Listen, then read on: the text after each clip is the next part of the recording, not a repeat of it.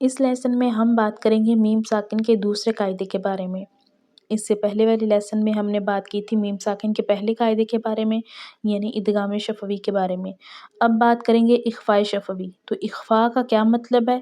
اخفاء کے معنی ہے چھپا کر پڑھنا، جبکہ شفوی کہتے ہیں ہونٹوں سے ادا ہونے والا، کیونکہ حرف با اور میم دونوں ہی ہونٹوں سے ادا ہوتے ہیں۔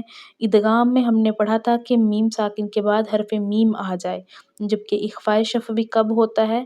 یہ تب ہوتا ہے کہ جب میم ساکن کے بعد حرف با آ جاتا ہے، تو پھر میم کو اخفاء یعنی کہ چھپا کر پڑھا جاتا ہے، اور گنہ یعنی کہ ناک کی آواز کے ساتھ اس کو پڑھا جاتا ہے، یعنی کہ آواز اس کی ناک کے بانسے سے ادا ہوتی ہے۔